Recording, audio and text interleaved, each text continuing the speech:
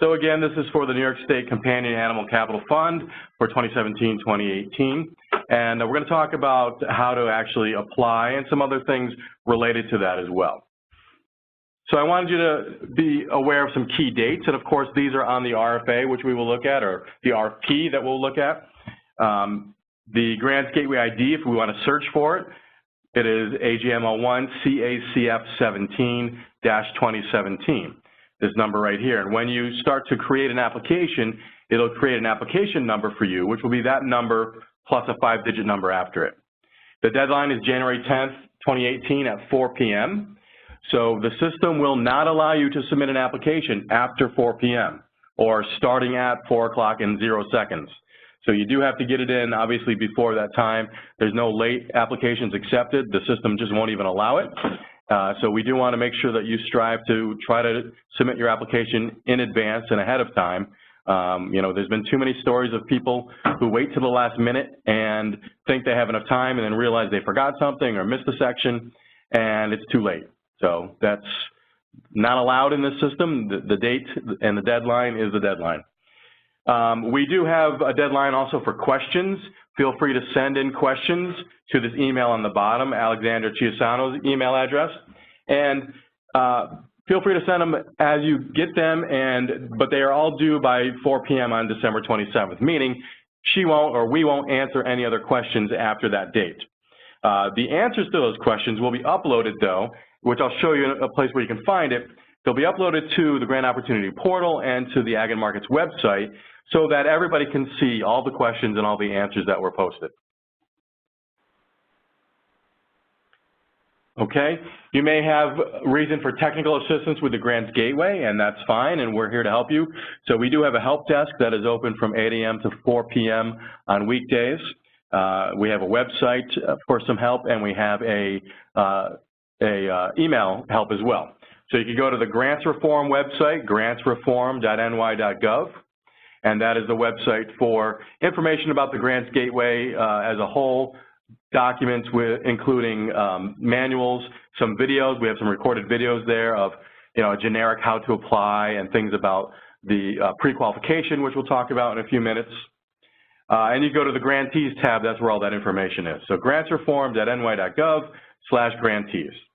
And the email address there is grantsgateway@its.ny.gov, or that phone number there, 518-474-5595. So feel free to contact the help desk if you have questions about, you know, I can't find my application, or I logged in and I'm not sure if I'm logged in as the right role, or, you know, how do I do something in the system? If it's something related to the program, of course, you're going to contact Alex through that email on the previous slide. There are some other webinars as well. We have some pre-qualification webinars on Tuesdays and Thursdays, and some generic how do I apply also on Tuesdays and Thursdays. So that's also on that website, the Grants Reform website, on the training calendar button. So registration. It's important that, of course, you are registered in the Grants Gateway, and that's really the first thing you have to do before you actually start applying in the Grants Gateway. So if your organization or your entity has not yet registered, that's the first step. And kind of a first sub-step of that is obtaining a statewide financial system, SFS, vendor ID. So you may have one already. If you've done business with the state before, you probably have one. If not, that's part of the registration process. We can obtain one for you when you register. But just realize that registering, and if you need to get a SFS ID, that will take an extra 48 hours or 2 business days to get that ID. So again, time is of the essence. You've got, you know, a certain number of weeks to get this taken care of. And if you're not registered yet, obviously start with that. The process of registering, even though the Grants Gateway is all electronic online, the process of registering is actually printing out something, filling it out, getting it notarized, and mailing it to us. So you do have to have that amount of time in account as well.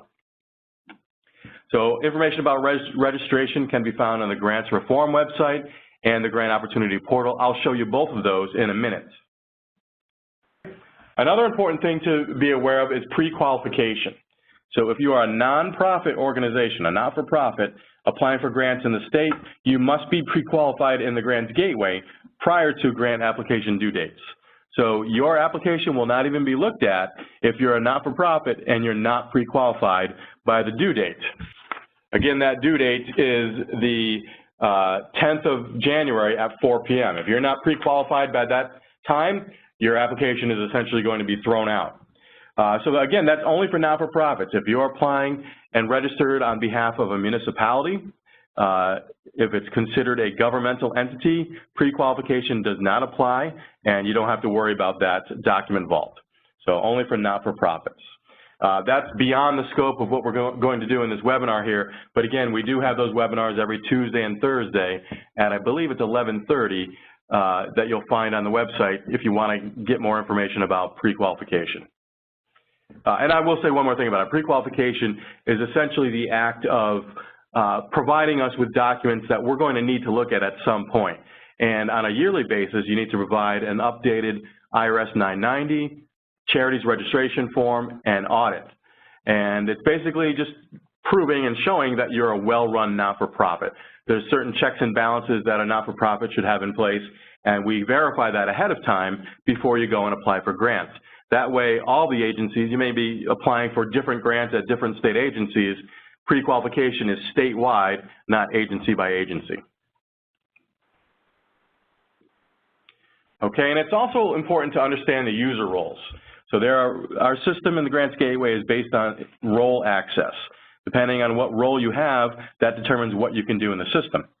So the person that starts out in your system, in our system for your organization, is a grantee delegated administrator.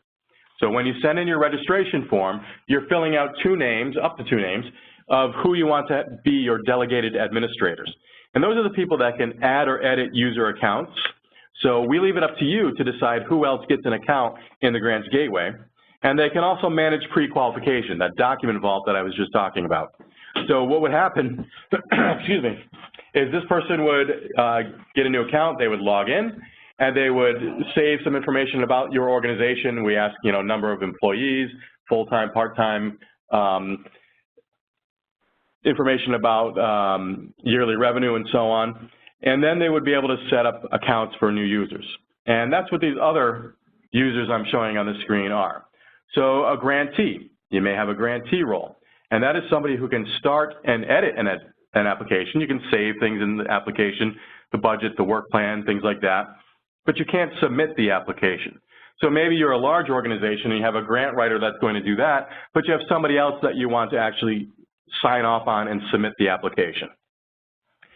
Well, that person or those people could be the grantee contract signatory or the grantee system administrator here on the right. So they both pretty much do the same thing.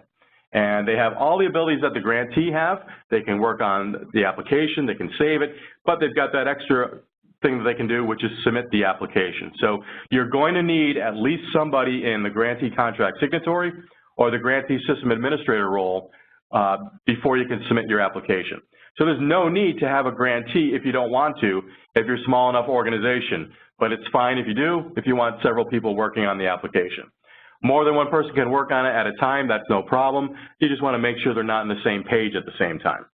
So one of the problems we get or questions we get from people a lot is, I've got an account, I'm logging in as a grantee delegated administrator, but I can't start my application.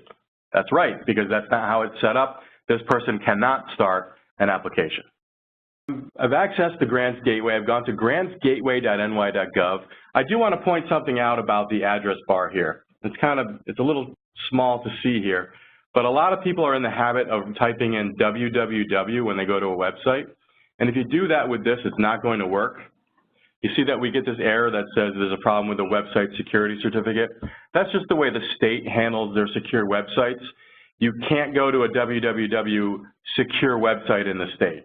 I could click on continue. It'll continue with that red warning on the top there, though. So remember, the address is not www.grantsgateway.ny.gov. It's just grantsgateway.ny.gov. So if you go to the gateway, you end up at the Grant Opportunity Portal, and the portal is open to anybody in the world, basically, who wants to search and find grant opportunities that are available in the state. You can see we've got browse and search to find those opportunities. We have a button for notification and for registration. So I talked before about registration. If you want to register, click on this Request Access Now, and it'll give you two links here. One is a registration form, and the other is this Substitute W-9 form. If you don't have, like it says here, if you have not previously done business with New York State, you probably don't have an SFS vendor ID, so you would need to provide us both of these forms in order to get registered. If you already have an SFS vendor ID, you just need to click on the registration form, fill it out, and send it to us.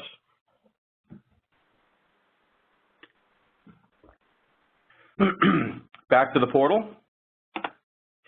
Notification. It's too late for this now, but I just want to let you know what it is. If you sign up for notification and you fill out your name and email address and so on, and select certain items here, you'll get emails when grant opportunities are posted, for instance, related to agricultural supports or environmental sports or something like that. Obviously, there's nothing here related to animal shelters, so I think when we set it up, we did pick agricultural and environmental just so the emails would have gone out. But that's what that notification means. And finally, back to the portal, we can browse or search for grant opportunities. So if I click on Search Now, I can search for an opportunity, and we can search for just a keyword, animal or companion. So I'll type in animal. And if you wanted to narrow it down, you can see you have other options here, but really no need to. So I can type in animal, hit search, and it's showing me all the different grant opportunities that have the word animal in them. Of course, there's only one right here. So it's for Department of Agriculture and Markets. It's a New York State Companion Animal Capital Fund. It is currently available. Who can apply for it? Governmental entities, not-for-profits, and tribal organizations. And it was posted on October 16th and due on January 10th. So we want to find a little bit more about it, and we'll click on the link here. So I searched for animal, I found it, and I'm going to click on the link. And this is what's called the Grant Opportunity Profile. So we can see the name. Remember that ID that I told you before, that's CACF17. We can see that. Obviously, the name of the agency who's supporting it, the name of the grant opportunity, the contact. We talked about Alex and her email address if you have questions, and the solicitation profile, just a paragraph about, what is this grant opportunity all about. On the right side here, we have the announcement link. We could click here and actually see the announcement PDF from the Ag and Markets website. There's that reminder of the due date, 4 p.m. on the 10th. There is no bidders conference. We're actually kind of doing one right now, but it's not the same thing. We anticipate awards will be made around February 9th, 2018. These are 2-year contracts. That doesn't mean it's a multi-year contract where your budget carries over year after year. It's one contract for one term, which happens to extend over 2 years. And we have $5 million available, but the award amounts range from $50,000 to $500,000, depending on the size of your municipality and other criteria. We talked about the questions due date, so Wednesday, December 27th, and we will post them by 1/5, by January 5th at, it says 12 a.m., just at some point during the day. It's just something we can't change there. Information about how to send the questions are right here in this narrative, and the questions and answers posting will be a link. And in fact, we have some, so I want to show you what that link does. So it was uploaded recently with a couple questions, and if you click on this click here, it'll show us the PDF, and we can go through the Q&A. So I'm not going to do that right now. I obviously strongly suggest that you do it. And again, you would have done that by going to the Grant Opportunity Portal, searching for it, and clicking on this questions and answers link. So the last thing I didn't click on here is this, View Grant Opportunity. So I'm not logged in yet, and I just want to look at the RFP. So if I click on View Grant Opportunity, that's what it'll do for you, allow you to look at the RFP. So here it is. And I just want to point out a few things on this. It's pretty short, it's 14 pages. We strongly suggest that you read it and understand it first before you go in and start your application. So we've got the table of contents for the first 2 pages. The introduction starts here on page 4. And there's those times that we talked about, times and dates. Here is the addresses for Q&As. Eligible applicants. So remember, we talked about the types of organizations, but you can be in municipal and incorporated not-for-profit pounds, shelters, and humane societies. And grants. So this breaks down in section 2.2, who can ask for what type of funding. So if you get a municipality with a population of less than 2 million for pound shelters or humane societies that are operated by or under contract for the provision of pound or shelter services, you can ask for projects for grants not less than $50,000 and not more than $200,000, and you need to come up with a 50% match on the project. So a project that was, let's say, $75,000 would not be eligible because a 50% match would be less than $50,000. A project that was $100,000 would be eligible because you could have $50,000 project cost and a $50,000 match. The match threshold is higher for larger municipalities or for projects serving 2 or more municipalities.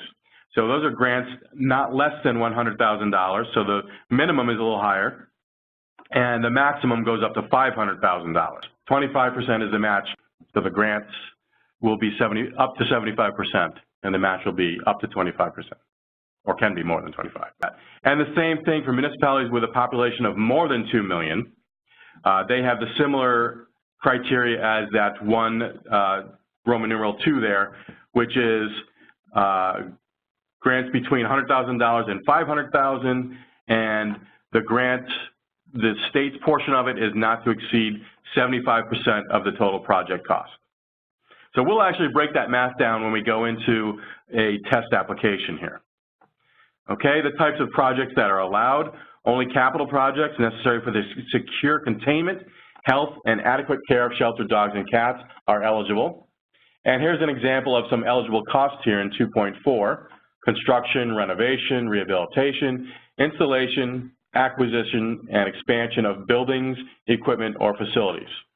So what I'll do when I do an application here is I'll come up with a project that incorporates a few of these. Okay, we did talk about the match. Depending on the funding requested, you will need to provide a minimum of 25% match or 50% match based on the type of project. So matching funds must be in the form of cash and be applied to cost categories listed in that previous section we just looked at. Again, we talked about project duration. These are 2-year projects, and it's a 2-year contract. We talked about pre-qualification. You'll want to read this, and you'll want to get to the Grants Reform website to look at that if you are a not-for-profit. Again, if you are a municipality and you're logged in the gateway as a municipality, no need to worry about pre-qualification. We talk about workers' comp, should be aware of that and look at that. Charities registration, if you are a not-for-profit, you do need to register with the Charities Bureau. That's one of the documents that we require as part of pre-qualification as well. Proposal obviously has to be done on the Grants Gateway. We'll go through that. And then it goes through the evaluation factors. There's a bunch of questions that you have to answer and information obviously about your project you have to provide. And this will guide you through what we're looking for when we evaluate proposals. So you're going to want to make sure that you adequately address these categories so that your application is looked upon favorably. Okay, section 7 here on page 9 gets into reimbursement. Talks about if you were to be awarded a contract, how would you be able to claim, put in claims, submit claims for reimbursement. So we do allow for a initial payment or an advance up to 25%. And then it talks about, again, if you were awarded a contract, what you would have to do as far as reports go, reporting requirements. Okay, so the rest of the pages here, again, I strongly suggest you to look at. There is a portion called MWBE, which is the state's minority women business entities. So we have a goal of 30% here. This is a statewide initiative, and you should understand and read about this here. It's pretty, there's a few pages here to go through it to understand it, so I'm not going to go into details on that. All right, so if you remember at the Grants Gateway, at the grantsgateway.ny.gov, I went to the portal. Well, the portal is only for looking at grant opportunities and finding out about them, not actually doing the work. So I'm going to go to Grants Gateway Login and put in my username and password. But I'm not going to do it here. I'm going to do it in a test system that we have. So hang in there just for a minute, and I'm going to go log into the test system.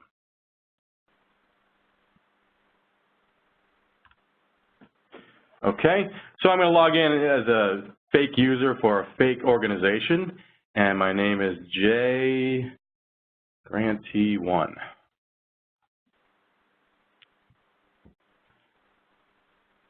Okay, so I've logged in, and I'm in the role of grantee. So if you remember, the grantee can start an application and save it, but I can't submit my application. So I'm going to have somebody else submit it later. Again, you don't have to do it this way. If you only want one person to work on it, that person might as well be the grantee contract signatory or the grantee system administrator. Again, I'll show you how that works later as well. But when you log in on the home page, just the general layout of the home page, on the top here, you can think of it as search options. So the portal, I was able to search for grant opportunities. I could search for any application my organization has started. I could search for any contract my organization has received. I can search for any payments that we've initiated, which of course, if you don't have a contract, that would not have happened yet. I can search for progress reports, which you may or may not use, but that would be down the road in the contracting phase. And then I could search for any tasks. Again, that's really more related to contracting. There is some reference here on this black bar. I can have a link to training materials. My organization, which is actually where you do set up those accounts. Profile is your personal profile if you need to change your password or something like that. And then obviously log out would log you out. The blue bar here is kind of an action bar. You can see right now all I have is show help, and it's just the link and information about the help desk. However, once we get into the system and we get into pages that we can save, there'll be a save button, an add button, and a delete button here as well. So on the home page, there are 3 other sections, but only 2 we can see right now. One is view available opportunities. That's where I'm going to search for this opportunity and get it started. The other is my inbox. You can ignore my inbox. That is just a copy of any email you might have received from the system. It's not going to let you do any work in the system. It's just kind of a copy. That's all it is.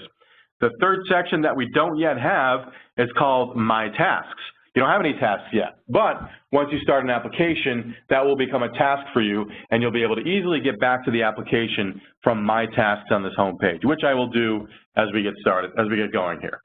So let's click on View Opportunities, and this looks pretty familiar, pretty similar to where we searched before, but if we search for the word animal, I can see that there's one grant opportunity available with the word animal in it, and of course this is the one we want to start an application with. If I click on it, it looks exactly like what you saw before, except for the button where I looked at the RFP before now says apply for grant opportunity, and that's what we're going to do. So I just want to reiterate that one more time to show you the difference. In the beginning, we went to home, we weren't even logged in, but we went to the grant opportunity portal and searched for it. That only lets you see what's available. To actually apply is from home, you've logged in of course, home, view opportunities here on the home page, search for it, click on it, and then click on this apply for grant opportunity.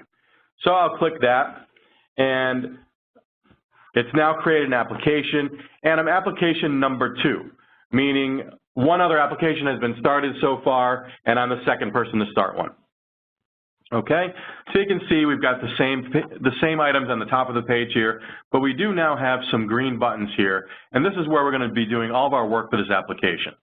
You can toggle this details button, open and closed. It just shows you, again, the grant opportunity I'm applying for. The name of my organization is called Sample Animal Shelter. I'm in the role of grantee, and currently my application is in the status of in process. All right? And the due date we know is the 10th at 4 p.m. So I can just close that. It doesn't matter if you leave it open or closed. But we do have these green buttons here. Menu, that brings us back to this main page that we're on right now. Forms menu is where we're going to be doing most of the work. Status change is where we're going to eventually submit our application. Management tools is where we can add or edit people here. And then progress reports and related documents, you can ignore that. Again, progress reports are related to contracting, which would be handled, down the road. All right, so I do want to go to the Forms menu, and notice I can hover on it and get to the different items of it, or just click on it and see everything that's part of the Forms menu. So in here are these sections that you're going to need to fill out for your application. You're going to need to give us address information. You're going to need to answer questions. You're going to need to provide a budget, a work plan, and then there's some attachments or uploads that you need to provide us. One thing you might want to do is look at the questions first, be familiar with them, maybe write your answers down in, say, Microsoft Word or something like that, and then come back to the system and enter them. I'm just going to go in order here, but eventually when you get to the questions, you probably want to do that. So, contract document properties. Nothing you need to do here. If you clicked on it, it just shows you what documents would make up a contract if I was awarded one. So essentially, what are you getting yourselves into? So here is the state master grant contract. So it's kind of all the different options, just so you can see what a contract looks like from the state. And then each program or state agency has their own program-specific terms and conditions called the attachment A1, and that's this view file right here. So you can't upload anything here. It's not the intention of this page. The intention is just to show you what makes up a contract. So you don't even have to look at it. You can ignore that section. That's not part of your application. Print application might be handy as we go through. We'll show that in a little while. Full version of RFP. Well, we've already looked at the RFP, but if you want to see it again, which of course you should be familiar with it, you can click on it here and download it. Application versions, that'll come into play later after we submit our application. So let's get into actually filling it out. Project site addresses. Okay, so first we're going to give a name or description to my location. So let's call it, what was the name of my organization again? Sample Animal Shelter. So I'll call it Sample Animal Shelter. All right, and what's my address? I'll just say it's 123 Main Street, Albany, 12334, just made it up. Now you can see there's two options here, Regional Council. This is not required, we don't need you to answer it, but if you wondered what it was, there's this website called the Regional Council, State Regional Councils. It's regionalcouncils.ny.gov, and it'll tell you information about the regional economic councils and kind of the goals for each region. So some organizations want to know, or some applications want to know. This one, it's not something that's required, so you can skip it. Same deal for agency-specific region. We don't need anything there, so you can just skip that. So all we care about here is your animal shelter name or your location name and your address, and then you can hit Save here up in the top blue bar. All right, so that was easy enough. And we can see we get the nice green light here that says information has been saved. On the next page, I'll show you what happens when you miss something or you don't fill out something that's required, which is indicated by this red asterisk here. So I'll go back to the Forms menu. You can see I could have hovered and clicked on it, but instead I clicked on the Forms menu. I can see that I did something. I saved that page today at 2:14 and 53 seconds. So there's a record of what you did when. And I'll go to the next section, which is the program-specific questions. So these are those questions that you have to answer. And as we scroll to the bottom here, you can see there's a good number of them that's broken into 5 sections. And some of the sections have various numbers of questions related to them. So it's not a 5-minute project here. This is something that you should be, looking at these questions, again, going somewhere else in, say, Microsoft Word document, write down your answers, and then you can come back here and copy and paste them to it. There's a few reasons for that. One is just simply to organize your thoughts, but the other is you can see if we look at, let's say I'm going to fill out one of these boxes here. Let's say 1G here. And it allows up to 250 characters. And as I go, you can see that it only shows me 3 lines of text. So if you're just typing natively in here in one of these boxes, you might get lost as to where you are and what you typed. It's just a lot easier to copy and paste. And you'll notice that it does give you a limit on number of characters you can put in here based on the type of question. So you do want to make sure you're within those number of characters. And finally, the other reason for doing this is the system will time you out after 20 minutes of inactivity. Meaning, if I'm typing here, the system doesn't really see that as activity until I hit the save button or change the page. So if I'm sitting here typing and maybe I get a phone call and I get distracted and 20 minutes goes by and I didn't hit save, I would have just lost everything I typed. Now in this case, it's just gibberish in one question, but what if you had 10 questions, you did that and you forgot to hit save? So obviously the remedy for that is hitting save periodically within every 5 or 10 minutes. But another way of getting around that or not having to worry about it is simply copying and pasting from a Word document. Okay, so we're going to start out here with your project title, and I'll just call this Sample Animal Shelter Project. You may have obviously a more descriptive name. Just be aware that if you were awarded a contract, that project name may change. You may have to change it based on other requirements by the State Comptroller's Office. But it has no bearing on how we look at your contract or how we look at your application. Okay, so what is the name of the applying organization? Okay. What are the type of organizations? So in my case, I'll be a not-for-profit. So you can see we're asking for a municipality, not-for-profit, or humane society. The name of the municipality is served by the contract, so I'll just call it Annieville, New York. And enter the name of the municipality served by the project.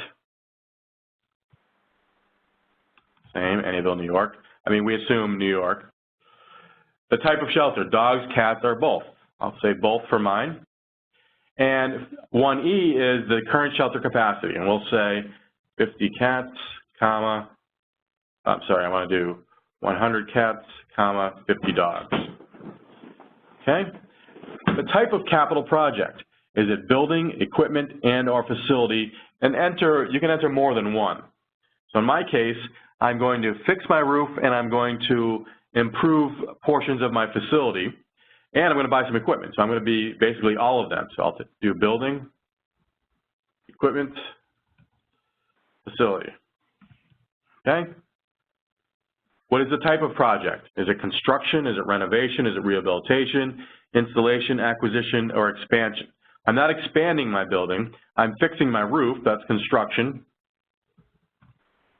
which is also rehabilitation. We're going to rehabilitate certain parts of my project, of my building. I'm going to install some products, so we'll talk about that. And I'm going to buy some items as well. So it's going to be construction, rehabilitation, installation, and acquisition. Enter the provisions to which the project will be deliverable, secure containment, health, adequate care, enter all that applies. I'm not sure what I should put in mine. It would be all of them for what you're doing. Okay, so for mine it'll be for everything, secure containment, health, and for adequate care. So why am I doing this?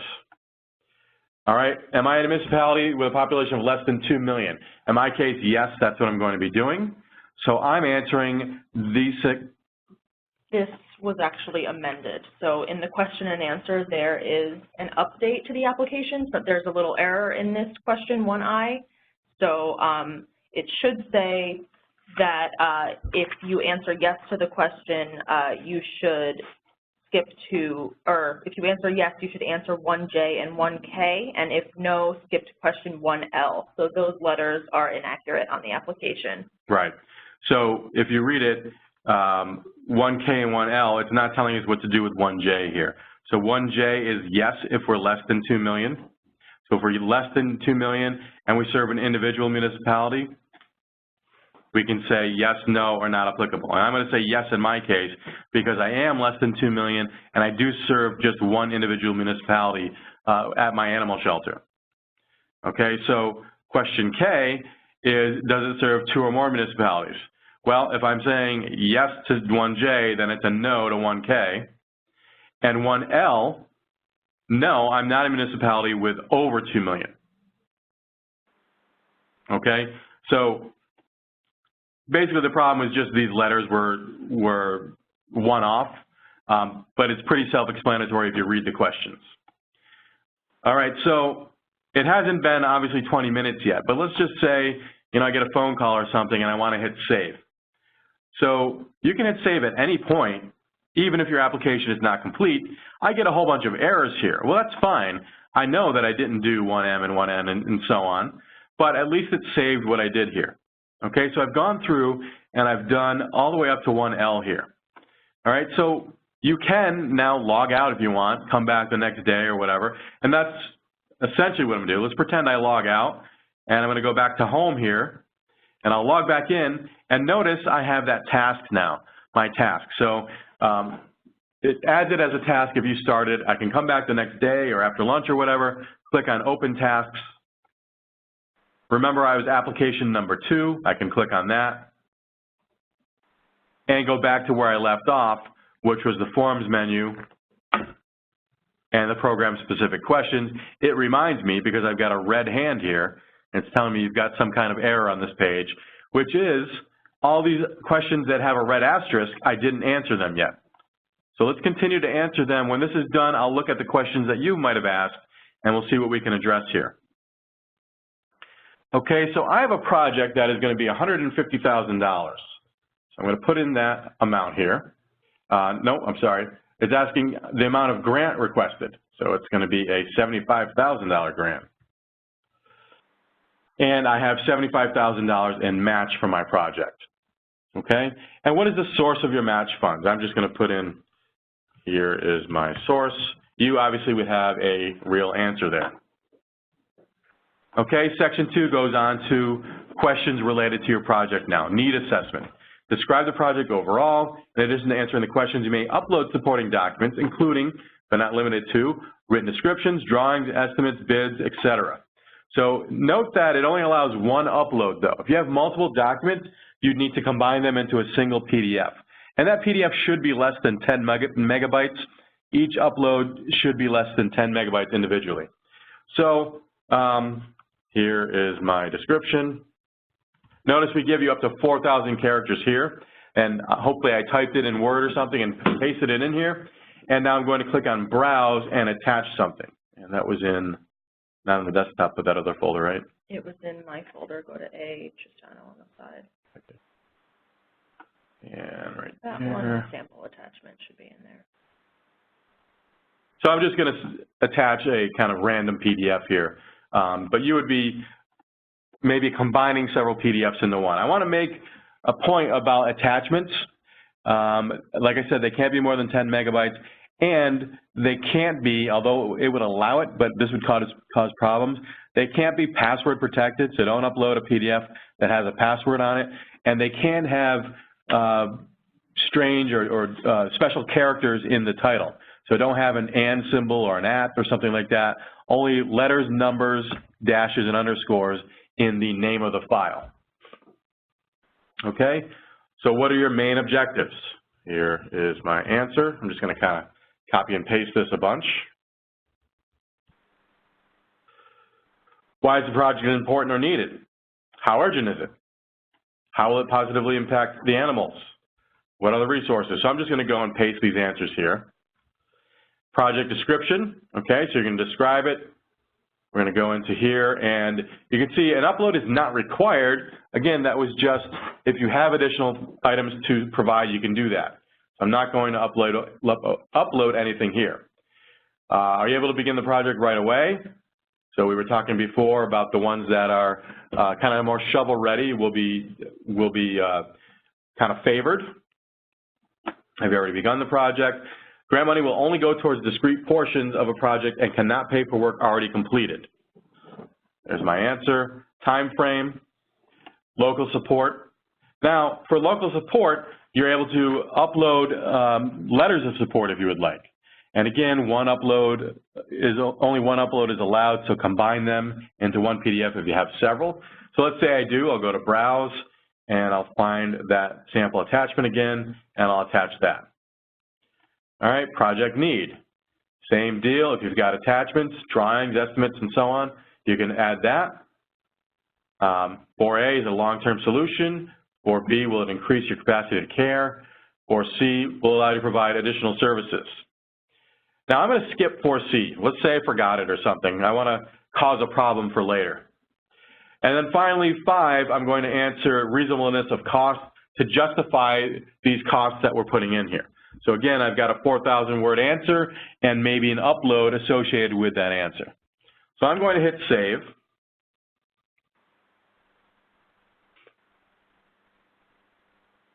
And it's going to save those attachments, save my answers, and it's going to give me an error. And of course, I'm going to ignore that error for now, but you would have noticed it and hopefully addressed it in time. So I'm going to pretend I don't see it because I want to show you what happens when we try to submit an application later that has an error. So I've done my program-specific questions, of course, with one error that we'll pretend we don't notice. Let's go to Forms menu now, and we can go back to the Forms menu and see what's next, which is the budget. Now, I have a sample budget I'm going to fill out here, and I'm going to do it where the math is pretty easy. Yours may not be that easy, but I just want to show you how it works. So what I'm going to do is put in kind of some realistic names and numbers, but then I'm going to play around with the numbers just to show you how that works. All right, so you can see the sections here, and there's certain sections that just aren't, you really shouldn't be using. And I believe that's in the Q&A, is it? Or? It's not in the Q&A, but it should be inferred from the eligible expenses. So the categories in the capital budget that you should be putting 0 are scoping and pre-development, design, administration, working capital or reserves, and other. So the only types of funding we'll provide is for acquisition and for construction. Yep. Okay, so it makes it a lot easier. Your categories need to fall under acquisition or construction, and that's what I have here for my example. So what's going to happen is we'll fill out some items in acquisition, some items in construction, and then we'll look at our summary here on the bottom. So I'll go to acquisition, and let's say I'm going to purchase kennels, laundry machines, and construction and supplies.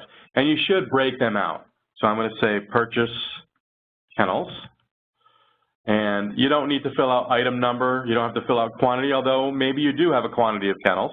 That's not going to affect the math here. Just like unit price, if you wanted to, you could put in a unit price, but what we really care about is the total cost. Okay, so in this case, my kennels are going to cost $10,000, and I'll hit save.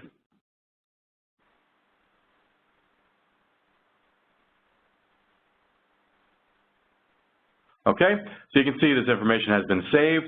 I have an item here. My total category is for $10,000, but I have a few other items to add. So now that that save button was done, I now have an add and delete button. So I'll click on add. So I'm adding a second item under acquisition. And in this case, I'm going to add laundry machines.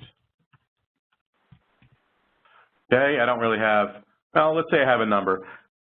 I have 2,000 worth of laundry machines. Let's say they're each $333, so I'm getting 3 of them. So I am going to do, what did I say? Oh, no, $2,000. So it's actually, they're each $650, let's say, ish. And I'll hit save. Okay, so now I've added another item. Notice, after I've added a second item, I can now get this drop down and toggle between the 2 different ones I've entered. But I'm going to add a third one now if I click on add. And this one will be construction supplies. You might want to be a little more descriptive in what you put in here, but for me, I'm not going to get into too many details. So that might include, you know, shingles, wood, whatever a roof might be made out of. Yep. So I'm just kind of lumping it all into $100,000 here. You may need to break yours down a bit. But you get the point. Oops, what did I do? I put in the wrong field here. Okay, and we'll hit save. So now I've added up $112,000 in acquisition. If I go back to the Forms menu, I could hover and click on it, or just click on it. You can see the other section we're going to do is construction here. So I click on construction, and mine's going to be construction labor, and that will be for $38,000. and I'll hit save.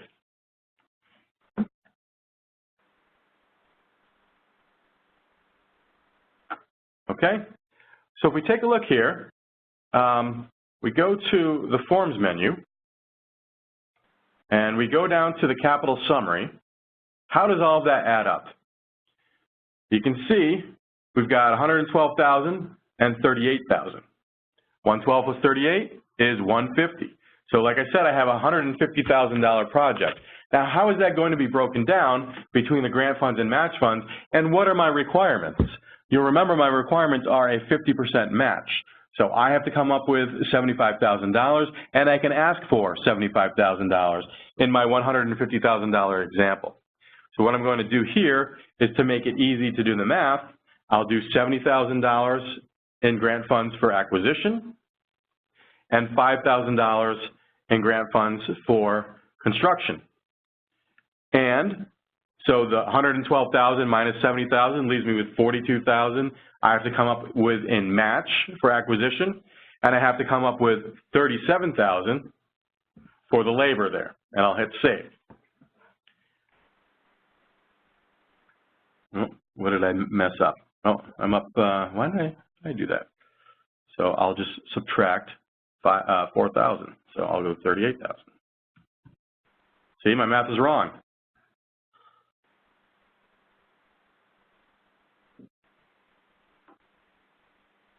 I hit save, it should be fine.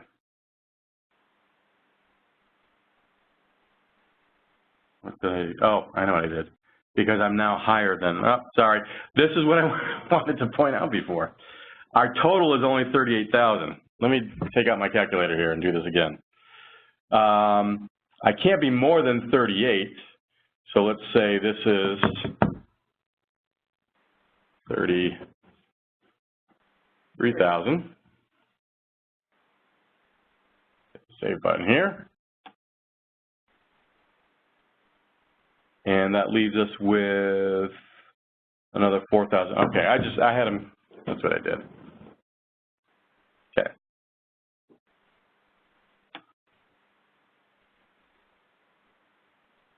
All right, so that's a good example of how this works. In the end, I have 75,000 here and 75,000 here, grant funds versus match funds. Now the system, you can see it calculates it at 100%. Don't be thrown off by that, because obviously what it's looking at is 100% of the grant funds. So there's a different way it's calculating. The minimum is 25%, and right here it's calculated 100. We don't want you to go off those. You have to go off with the real math, which is, if I'm this type of project, I know I need to come up with 50%, and obviously 75,000 is 50% of 150,000. Okay, so you need to make sure that these two items here, your total in grant funds and your total in match funds, make sense as far as the eligibility requirements of the RFP. And you saw what happened if my numbers don't match. If these two numbers didn't add up to 112,000, it gave me an error. If these two numbers didn't add up to 38,000, it gave me an error. It doesn't really care what you put where, as long as it adds up to 38,000 in this case. But if you're not showing the right amount of match, we will care, and then your application will essentially be thrown out. Okay, so you do have to do a bit of math here. You have to have your information ahead of time, which I strongly suggest. Do it in Excel or something like that, but don't be worried, or don't try to get to a target based on these math calculations here. They're just here to satisfy some basic requirements in the system, but you know your requirements are either going to be the 25% match or the 50% match. Okay, so I can't stress that enough, that you want to make sure you do the math right to come out with a project that's within the allowable range for your type of project and size, and that has the right match based on your requirements. Okay, so these were easy, 75 and 75. Yours are obviously not going to be a lot of round numbers, so do the math ahead of time. To reiterate what we did, we went to the budget, we entered in 3 items in acquisition, that added up to the $112,000, and we added 1 item in construction, which added up to the $38,000, and we went through our capital summary and we accounted for all $150,000 of that. Which portion of it is the grant funds and which portion of it is the match funds. Okay. So the next section, we're again ignoring that error still, is the work plan. And the work plan has two kind of main sections to it. One is an overview form, and the other is the objectives, tasks, performance measures. So the overview form, if we click on that, this is, first of all, your work period. Remember, we're allowing for a 2-year period. So let's just say this is going to be, I don't know, 3/1/2018 to 2/28/2019. Now, that's not set in stone here. Is it in the RFP? I was just hoping to make a comment first about the work plan in general. So the work plan is not being scored as part of your application. The work plan is intended for if you do get funding, it'll be part of your contract. So your work plan is not set in stone. If you do get granted funding, you'll be making changes as appropriate, but we do want to see that you have everything planned out, even though that won't be part of your score. Yep. So as for Jeff's question, the work plan, it doesn't have to be 2 years. The funds allow for 2 years, but if your project will take 6 months or a year, that's okay. And in fact, if your project takes less than 2 years, that will be given priority funding over somebody who says that they'll take 2 years. And someone asked if they can request an extension if your project goes beyond 2 years. I don't. That's something that I would have to check with my legal department. Probably not, but if you could please send me that question via email, I will get back to you as soon as I get an answer from legal. By the way, if you don't email me these questions, then they won't be sent to legal, so please send me all of your specific questions regarding eligibility and funding and those sorts of things so that I can forward them. Otherwise, they may not be answered. Okay. So this may not be accurate. It may change later if I do get awarded a contract, but I put in 3/1/2018 to 2/28/2019. Okay, and then we have this area that allows up to 50,000 characters, which is a lot. It's something like 11 or 12 pages in Word that you could add in here. So again, type it in Word, come in here and copy and paste it. Provide a high-level overview of the project, including the overall goal and desired outcomes. Include information such as location, target population, overall number of persons to be served. Obviously, these are more for personal services type things. Basically, describe your project. Okay, so right here we want to know what you're going to be doing with this project and with the funding. I should also add that a lot of your work plan will be reiterated in the program-specific questions. Yep, you've probably already answered them in some fashion. Right, so this is just for contract purposes. Your program-specific questions won't be part of the contract, and rather those will just be looked at for your application. Yep. So let's say you did have a good application and it was awarded a contract. The contract development phase down the road, which would start, after in February 2018, would be, which is why actually my date is pretty bad, actually. It should have been maybe May or something. But that will inherit what we have here in this project summary and actually put this text on the contract. At that time, though, we'll be able to change it. Maybe everything you wrote is wrong and we need to fix it, or maybe you just need to tweak a few sentences here and there to get it onto the contract. So that's what project summary is here. Organizational capacity, again, you may have already answered this in some respect in the program-specific questions, but it is a required field here as well. So basically describe your organization and how it's capable of performing the tasks here. Okay, so here is my organizational capacity. Okay, so I've filled that out and I'll hit save. Okay, and we're fine with you providing a copy and paste from something you've already given us. Again, these two sections aren't scored, but we do want to know that you're thinking about these things. And like I said, project summary would end up on a contract if you were awarded. You can tweak it later, though, or we can tweak it for you. Organizational capacity would not. This is just for us to know you know, if you're the right type of organization to do this. All right, so that was the first part of work plan. The second part, if we hover over forms menu, we've got objectives. And there's objectives, tasks, and performance measures. So think of it as objectives as the high-level objective. So in my case, I wanted to fix our roof, and we wanted to build a new, what do we call it? Kennels, new kennels. New kennels, right. So we called it to decrease, we wanted to increase the shelter's housing capacity by 25%, and we wanted to decrease the spread of infectious diseases among shelter animals.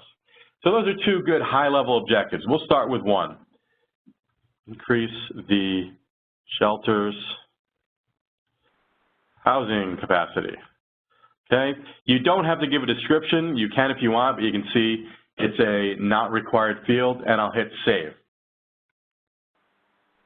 Okay? So now that I've hit save, if I go to Forms menu and hover it, there is now task where there wasn't before. So we want to add tasks. So that high level was increase the shelter's housing capacity. Tasks are what are the kind of milestones to get there? What are the big things that you have to do to get there? Well, I want to build a new wing in the building. And again, I could describe it if I wanted to.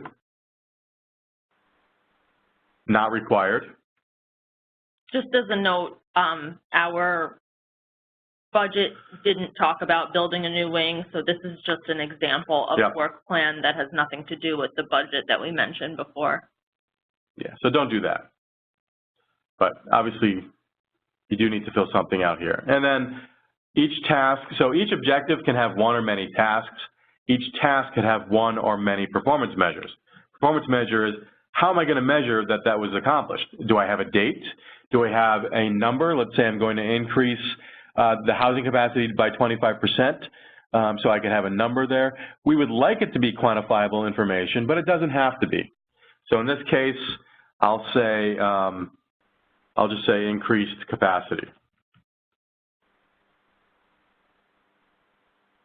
And then I'll say increase capacity of X, Y, Z to, you know, or by 25%. By XX date or something. You don't have to have dates. You don't have to have numbers, again, but it's helpful. We want to know what kind of things can we use to measure if this was a successful project down the road. All right, so I'll hit save there. So I only did one objective, one task, one performance measure. But what if I have another way of measuring the effectiveness of this task? So we can say something like, yeah, I don't have any good examples. I mean, I guess for this specifically, you can say, you know, your adoptions increased by X amount because you were able to house so many more animals. Good one, okay. So I'll click on add, just like we did with the sections of the budget before. I clicked on add, and now I'm adding a second performance measure to the objective increase the shelter's housing capacity to the task of building a new wing. And this is going to be increase adoptions. And then here is the narrative. You know, explain how or why you're going to be able to do that. Okay, so I have one objective, one task, which has two performance measures. All right, now I want to go back and add a second objective. I'll go to Forms menu. You could just click all the way back on Forms menu and go back to objectives. And just like we've done before, we're looking at the one right now, but if I click on add, I can add my second objective. For instance, to decrease the spread of infectious disease among shelter animals. I'm not going to go write all that out. I'll just write objective 2, and I'll hit save. And I'll go and add a task, and I'll call it task 1 for objective 2.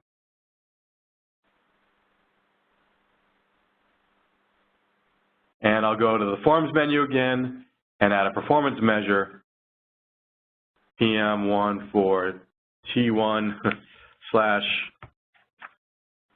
or not T1, PM1 for O2/T1.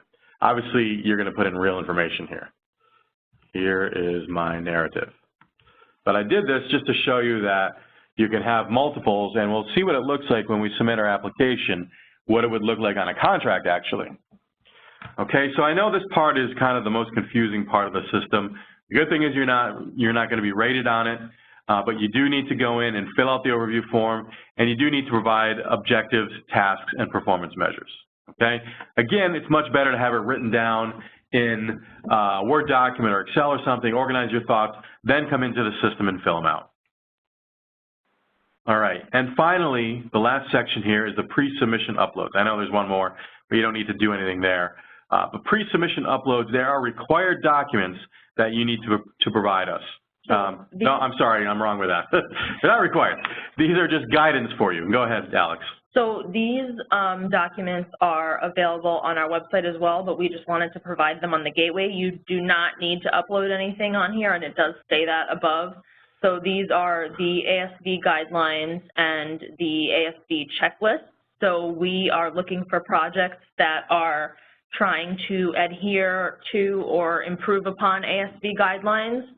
So if you make reference to the ASB guidelines throughout your project or the program-specific questions, you will be scored higher than somebody who doesn't refer to those. But basically, those documents are just here for your reference. You don't have to upload anything in this section. Okay, thank you. So again, forms menu, pre-submission uploads, nothing you're required to upload, but it is reference for you. Those two documents or two links are reference for you. Okay, so I feel like I'm done with my application. We know we're not because we have an error, but remember, as the grantee, I'm not allowed to actually submit my application.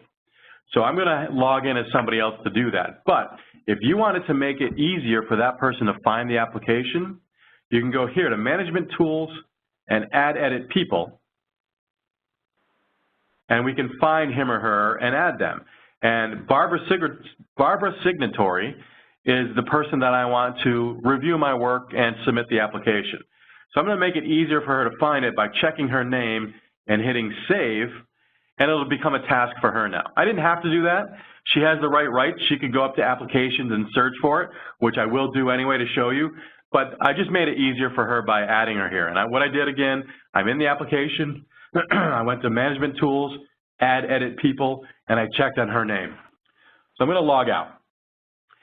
So Jeff Grantee created the application. Barbara Signatory wants to log in and submit it. So I'll log in as her.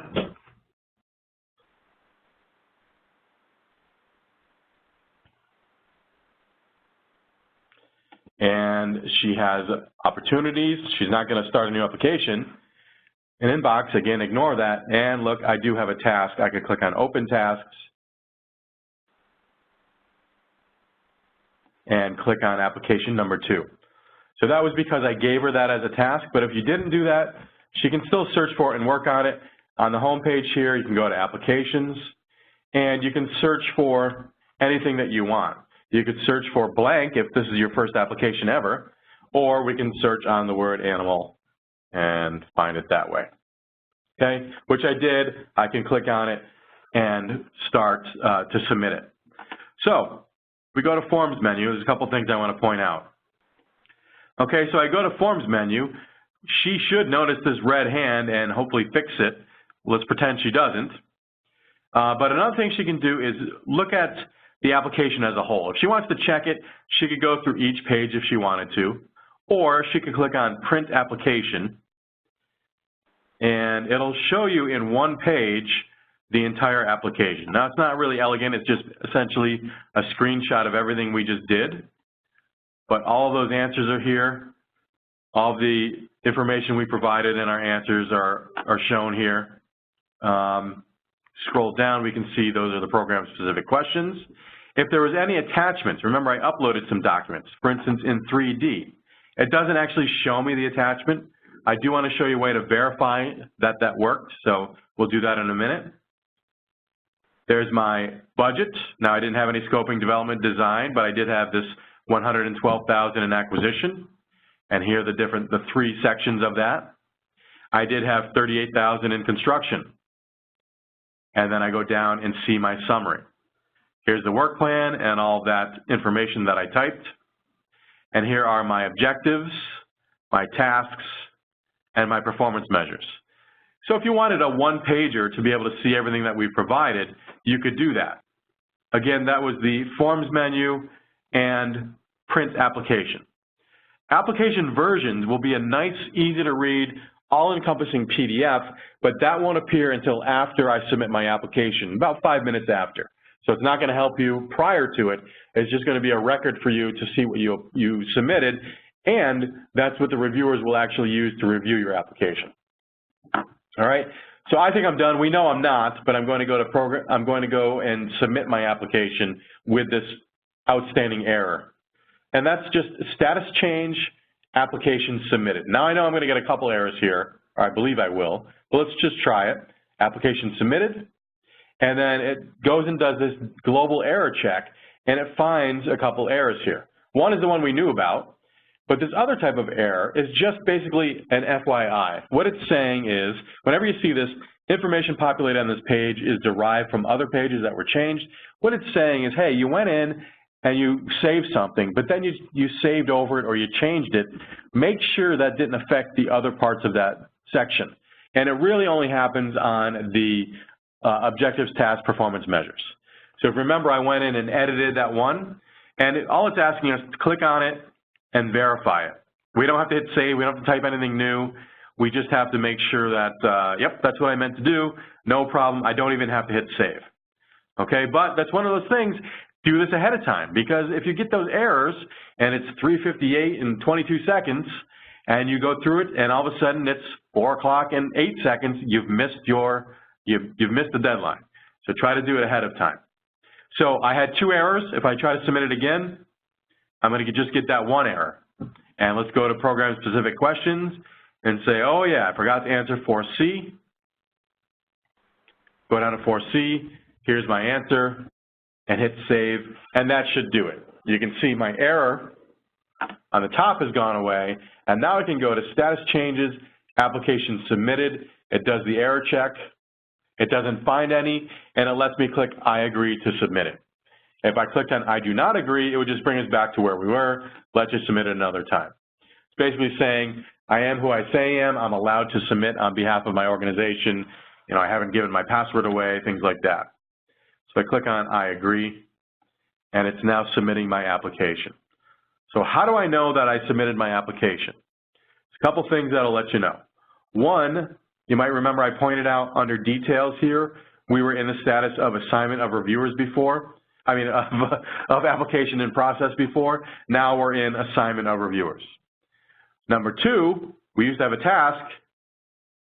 I go back home, no more task, because it's not a task for me, it's a task for Ag and Markets. And number 3, you'll get an email in a few minutes or even seconds saying, congratulations, you've just submitted this application. Okay? If you wanted to go back and find it again, it's not going to be a task, but you can go back to applications, search for the word animal, find it. We can see it's in that status of assignment of reviewers. And I doubt I gave it enough time yet, but let's just see if my application PDF is created. It has not yet, but in a few minutes it will. So yes, you can submit additions to your application once it's been submitted. It's not a one and done, depending on how many days or hours are left. So if you submit your application and you go in, and let's see if it's available yet. It is. I go in here and look at application versions. So this is the PDF that Ag and Markets is going to be able to look at, and you're able to save. You can see submission 1. I can click on it. It'll download a PDF for me. And I click on open. And this is everything that we put in a nice, easy to read format. So remember, I was application number 2. My name of my organization is Sample Animal Shelter. It's my Sample Animal Shelter project. I submitted it today at 2:59. I'm asking for $75,000 in grant funds. This is who signed it and when. This is my address. Remember, that was the first thing we filled out. These are my program-specific questions. the answers and attachments will be here. So we answered 1 and 1A and so on. And then where was our first attachment? First attachment was here in number 2. Now, it doesn't show it to me here, but at the end of these questions, it will be there. Okay, so here's my answers to these questions. I don't know why we have these double brackets, but we'll ignore that. So here's my answers, and here's my attachments. Now, this is just a blank page that says sample attachment. Yours would be maps or, whatever else you provided. Sample attachments, and I had a second one. There's another page of it. And then it goes on to my budget. So the summary of my budget, that should look familiar to you. Then the individual line items. My acquisition. Remember, one thing I had a 3 for, but those were all not required fields. My construction, and you can see it only shows the categories you've picked. My work plan. So remember, work plan is kind of a little easier to understand once you see it in this format. Here's that project summary. Remember, it was up to 50,000 characters it allowed me, so it could be very long if you want it to be. And here's my objective 1, my task, and performance measures. Remember, I had 2 for objective 1. And then I had objective 2, a task, and 1 performance measure. So that's how they lay out there. And you can see that's the end of the application. The organizational capacity ends up at the end here, and that's it for the application. So back to that question that someone just asked, I'm looking through here and I say, oh, wait a minute, I really should have given a lot more to 4 here instead of, whatever I wrote. Let's say it's January, what's it due on the 10th? Let's say it's January 7th and I submitted it and then I realize I want to edit it. That's fine. So you can call or email our help desk and you can say, I would like that back. They'll send it back to you and you can fix it and submit it. Obviously, you still have that original due date to submit it, so don't wait until after the due date. If that happened, there would be on this page application versions, 2 submissions, and our reviewers would only look at the most recent one, the latest one you did. All right, and that again, that PDF is available only after you submit it. Give it 5 or 10 minutes to generate, and it's right here under Forms menu, Application Versions.